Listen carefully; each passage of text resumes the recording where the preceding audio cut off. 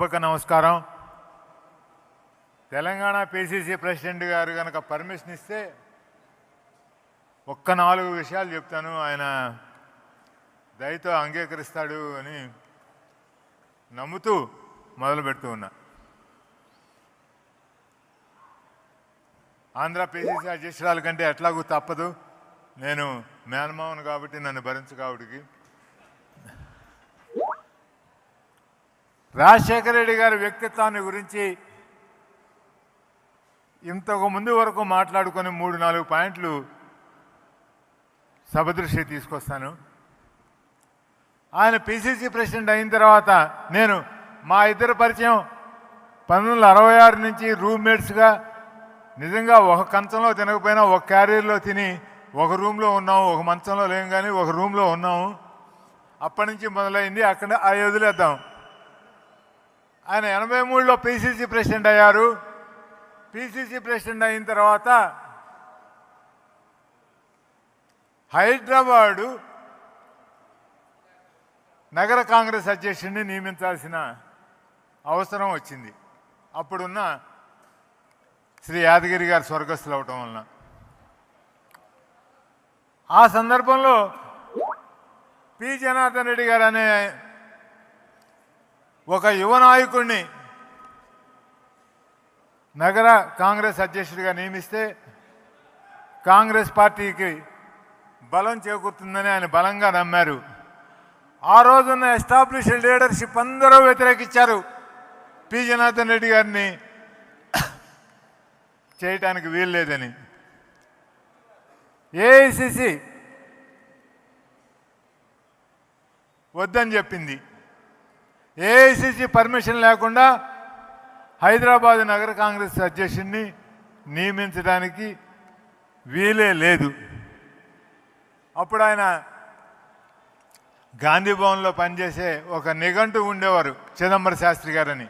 శాస్త్రి గారు ఎట్లా ఇప్పుడు ఈ సమస్యను మనం పరిష్కరించడం ఏంటంటే, మనం పిసిసి డిసిసి హైదరాబాద్ డిసిసి ప్రెసిడెంట్ని మనం నియమించలేం కానీ కన్వీనర్ని నియమించవచ్చు అని చెప్పాడు. సో పి జనార్దన్ రెడ్డి గారు కన్వీనరు, కోదండ రెడ్డి గారు కో కన్వీనరు అయ్యారు. అటువంటి సాహసోపేత నిర్ణయాలు.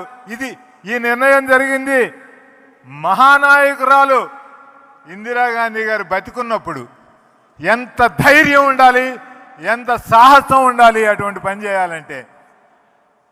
నా నాయకురాలు నేను ఒప్పించుకోగలను అనే ఆ మనస్థైర్యంతో ఆయన పనిచేశారు ఆ రోజున. అదేవిధంగా ఇక్కడ మనకు విజయవాడలో వంగవీటి రంగాని సిటీ కాంగ్రెస్ ప్రెసిడెంట్గా నియమించడానికి కృష్ణా జిల్లాలో ఏ ఒక్కరూ ఒప్పుకోలేదు.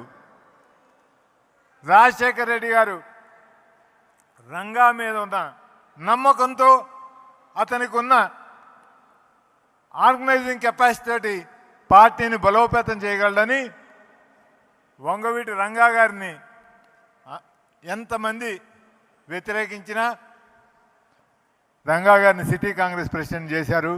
తర్వాత ఇక్కడ మీ అందరికీ తెలుసు, రంగా గారు పార్టీని ఎంత బలోపేతం చేశాడో. చివరికి ఆత్మార్పణ చేసుకొని కాంగ్రెస్ 89లో అధికారంలో రావటంలో ఒక భాగం అయ్యాడు ఆ రోజు.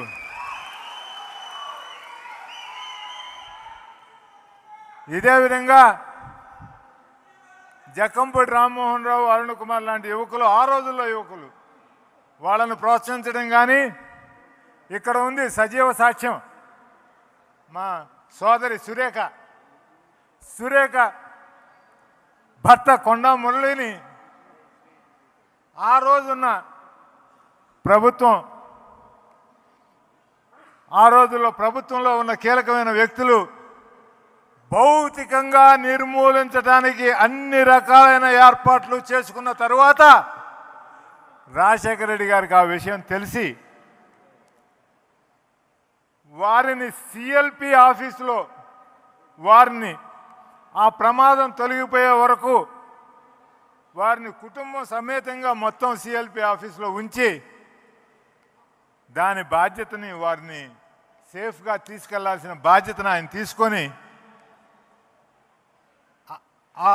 ఆ పని నాకు అప్పగించడం జరిగింది నా మీద ఉన్న నమ్మకంతో. ఇట్లా చెప్పుకుంటూ పోతే ఆయన కాంగ్రెస్ పార్టీ బలోపేతం చేయడానికి చేసిన ఎన్నో కార్యక్రమాలు ఉన్నాయి. దానం నాగేందర్ లాంటి వ్యక్తి ముఖ్యమంత్రిగా ఉన్న రాజశేఖర రెడ్డి గారిని పావు గంట వెయిట్ చేయించాడు రాజీవ్ గాంధీ సర్కిల్లో, నాగార్జున సర్కిల్లో. ఇదిగోసారి ఇక్కడే ఉన్నాను, ఈ పక్క నుంచే వచ్చేస్తా ఉన్నాను, ఈ టర్నింగ్లో ఉన్నాను అని చెప్తూ. అటువంటి దాన్ని కూడా ఇంకే ముఖ్యమంత్రి అన్నా అయితే పరిస్థితులు ఎలా ఉండేవో కానీ ఎదుటివాడి దగ్గర నుంచి పని తీసుకోవడంలో ఆయనకున్న దాంట్లో వాటన్నిటినీ కూడా క్షమించగలిగిన ఉదార హృదయం ఉండేది. అట్లాగే శ్రీధర్ బాబు గారి ఎదుగుదలలో కానీ మా తమ్ముడు ఆది శ్రీనివాసు రాజకీయ జీవితానికి కానీ బట్టి అత్యంత ముఖ్యమైన స్నేహితుడు, సన్నిహితుడు కాదు సన్నిహితుడా, ఆయనే స్నేహితుడు, సన్నిహితుడు. అట్లాగే షబ్బీర్ అలీ కానీ పొంగులేటి కానీ ఆయన నాయకత్వంలో తన్మయత్వం చెంది ఆయన నాయకత్వాన్ని బలపరుస్తూ ఆ దిశానిర్దేశం తీసుకొని, యాక్చువల్గా శ్రీధర్ బాబు అయితే వారి ఫాదర్ మా ఫ్రెండ్, ప్రభాకర్ అయితే చిన్నప్పటి నుంచి అతను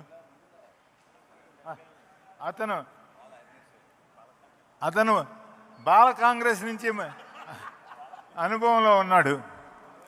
ఇక్కడ ఇంకొకటి రెండు విషయాలు చెప్తాను మీకు. రాజశేఖర్ రెడ్డి గారు అప్పుడు మనకి కాకినాడ తీరంలో గ్యాస్ పడిందని అనుకున్నాం అందరం. తర్వాత అది లేదనుకోండి. ఆ గ్యాసు 2000 మెగావాట్స్ ఆ రోజుల్లో 2000 మెగావాట్స్ అంటే చాలా పెద్ద ప్రాజెక్టు. ఆ ప్రాజెక్టుని కరీంనగర్లో పెట్టాలని సంకల్పించారు మిత్రుడు షబ్బీర్ అలీ, ఆ రోజు పవర్ మినిస్టర్గా ఉన్నప్పుడు నా మీద విపరీతమైన ఒత్తిడి వచ్చింది కోస్టల్ జిల్లాల నుంచి. ఏమిటి మన కాకినాడలో గ్యాస్ ఏమిటి తీసుకెళ్ళి దారిలో ఎక్కడా లేనట్టు కరీంనగర్లో 2000 మెగావాట్స్ పవర్ ప్లాంట్ పెట్టడం ఏంటి అని. సరే, నన్ను జనరల్గా మాదో పాలసీ ఉండేది, ఏ మంచి జరిగినా రాజశేఖర రెడ్డి గారి అకౌంట్లోకి వెళ్ళాలి, అది మా పాలసీ. దానివల్ల వచ్చే నష్టాలు కష్టాలు ఏమన్నా ఉంటే అవి రామచంద్ర అకౌంట్లోకి వెళ్ళాలి. ఎందుకంటే నేను డిస్పెన్సిబుల్. నాయకుడికి మచ్చ రాకూడదు, నాయకుడికి చెడ్డ పేరు రాకూడదు, నాయకుడి మీద పూర్తి నమ్మకం, పూర్తి విశ్వాసం, పూర్తి ప్రేమ కార్యకర్తకు ఉండాలి. దాన్ని నిలబెట్టుకోవటం అంత తేలికైన విషయం కాదు. అప్పుడు నన్ను చెప్పమంటే నేను ఆయనతోటి ఆ సమయంలో చర్చించడం జరిగింది. ఏమిటయ్యా వీళ్ళు చెప్పేది, ఏమిటి తెలంగాణ, ఏమిటి ఆంధ్ర, మనం ఆంధ్రప్రదేశ్, మనమేం సింగరేణి బొగ్గు, అక్కడున్న సింగరేణి బొగ్గు తీసుకొని వచ్చి ఇక్కడ మనం వాడుకోవట్లేదా? విజయవాడకి ఎక్కడి నుంచి వస్తూ ఉంది బొగ్గు? కడప థర్మల్ స్టేషన్కి ఎక్కడి నుంచి వస్తూ ఉంది బొగ్గు? వీళ్ళు ఇటువంటి పెట్టుకొనే మన మధ్యలో అంతరాలు సృష్టిస్తూ ఉన్నారు. మనం వీటికి అధిగమించి మనం రావాలి అని చెప్పారు. ఇంకొకటి,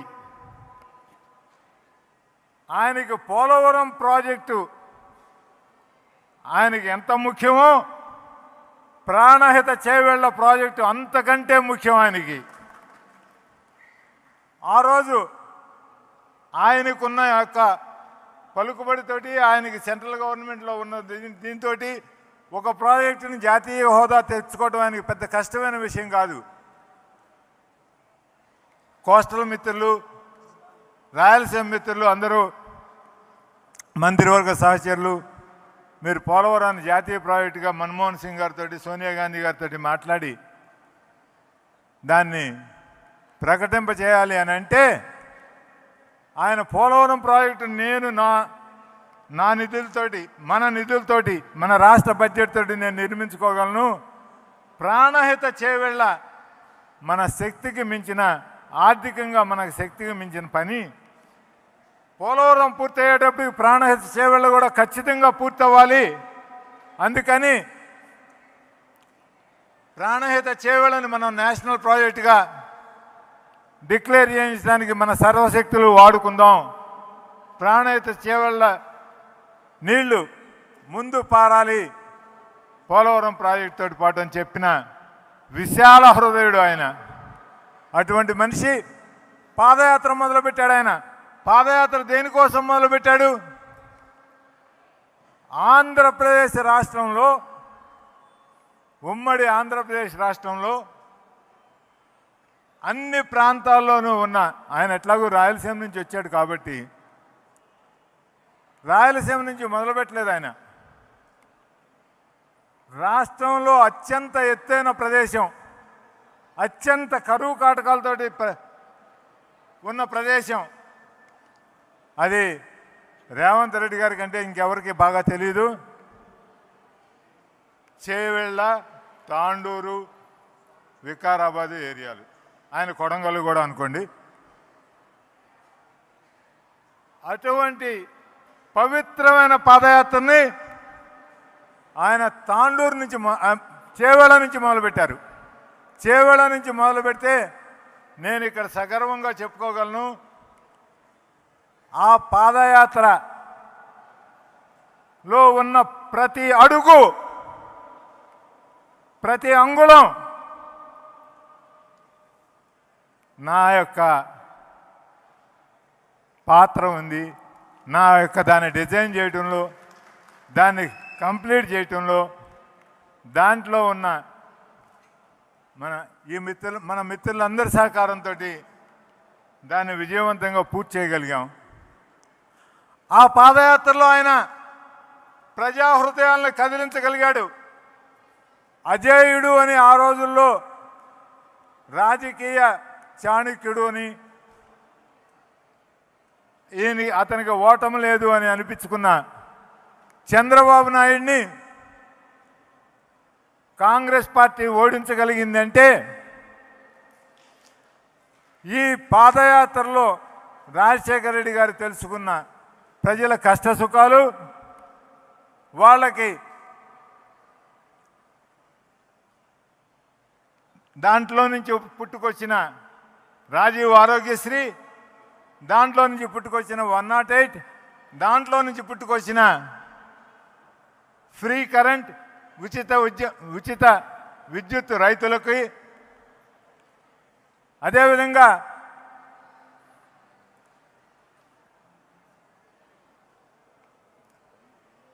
అందరూ, ప్రతి తల్లిదండ్రులు అప్పుల పాలయ్యేది.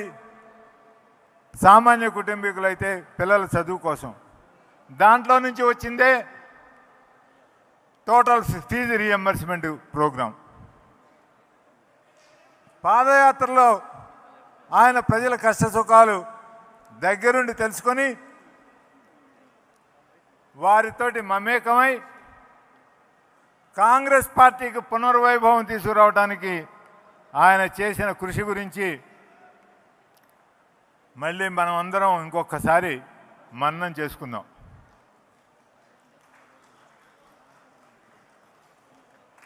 ఇవే కాదు, పార్టీ నిర్మాణం పట్ల ఆయనకి ఎటువంటి నిబద్ధత ఉండేదంటే ఆయన ఏ ఒక్కటి ఆయన పేరుతోటి కానీ లేకపోతే ఆయన కుటుంబం సభ్యుల పేరుతోటి కానీ పెట్టుకోలేదు. అయితే రాజీవ్ ఆరోగ్యశ్రీ అన్నారు, లేకపోతే ఇందిరా సాగర్ పోలవరం ప్రాజెక్ట్ అన్నారు, లేకపోతే Jawaharlal Nehru outer ring road అన్నారు, లేకపోతే రాజీవ్ గాంధీ ఇంటర్నేషనల్ ఎయిర్పోర్ట్ అన్నారు.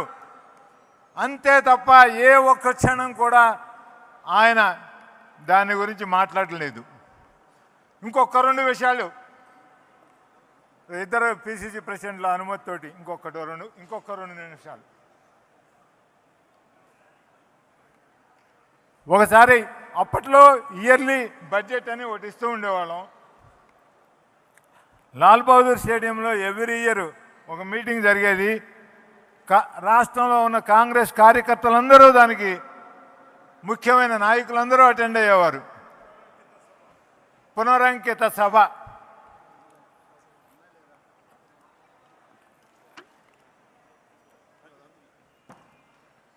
ఆ పునరంకిత సభలో